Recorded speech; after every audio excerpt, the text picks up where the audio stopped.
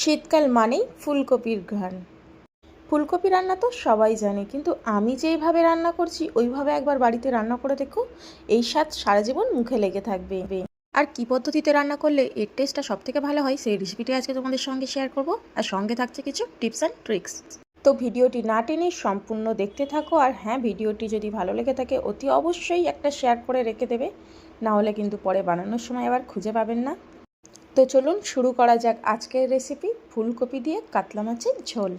তো তেমন কিছু না, এখানে আমি সর্বপ্রথম কাতলা মাছ নিয়ে নিয়েছি এবং কাতলা মাছের মধ্যে নুন, হলুদের গুঁড়ো আর সরষের তেল মাখিয়ে দু পিঠ খুব ভালোভাবে, দেখতেই পাচ্ছ, লাল করে ভেজে নিয়েছি। তো ক্লিপসগুলো আমার তোলা হয়েছিল কিন্তু কোনোভাবে ডিলেট হয়ে গেছে, তো সেটা আমি দেখাতে পারলাম না।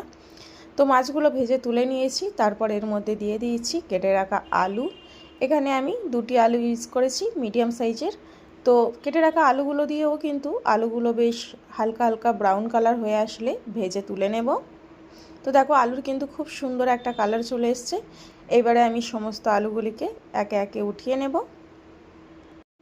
আলুগুলো উঠিয়ে নেওয়ার পর কিন্তু এই সেম তেলেই আমি ফুলকপিগুলো ভেজে নেব। আর ফুলকপিগুলো ভাজার আগে কিন্তু খুব ভালোভাবে কেটে ধুয়ে গরম পানিতে একদম ভিজিয়ে রেখেছিলাম আমি প্রায় 15 থেকে 20 মিনিট মতো, না হলে কিন্তু ফুলকপির মধ্যে অনেক সময় পোকা থাকে। তো যার কারণে গরম পানিতে আমি ভিজিয়ে রেখেছিলাম, তোমরাও সেটাই করবে।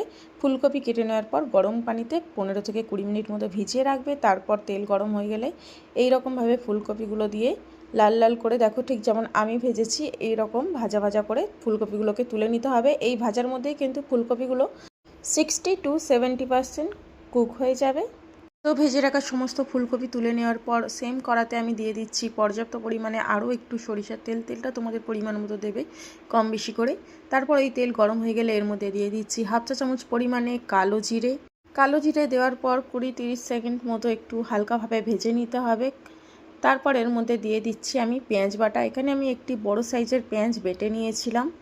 তো পেঁয়াজ বাটা দিয়ে প্রথমে হালকা করে ভেজে নেব, খুব বেশি ভেজে লাল করতে যাবেন না। পেঁয়াজ বাটাটা দিয়ে বেশ একটু কালার চেঞ্জ হয়ে আসা পর্যন্ত ভেজে নিয়েছি। তো দেখো খুব ভালোভাবে নাড়াচাড়া করে দিচ্ছি। এবার আমি এর মধ্যে অ্যাড করে দেব একটি বড় সাইজের টমেটো বেটে রাখা। তারপর আমি এখানে মেন মশলাটা অ্যাড করছি। এই মশলার মধ্যে দিয়ে দিয়েছি বড় চামচের 1 চা চামচ গোটা ধনে, 1 চা চামচ গোটা জিরে, দিয়ে দিয়েছি 7-8টা শুকনো লঙ্কা, আর আমি এর মধ্যে অ্যাড করেছিলাম আদা কুচি। তারপর এই সব উপকরণগুলিকে গরম পানিতে বেশ কিছুক্ষণ সময় নিয়ে আমি ভিজিয়ে রেখেছিলাম। তারপর সবগুলিকে খুব ভালোভাবে বেটে নিয়েছি। তো দেখো মশলাটা কষিয়ে নেওয়ার পর এখানে আমি অ্যাড করে দিয়েছি হলুদের গুঁড়ো আর লাল লঙ্কার গুঁড়ো।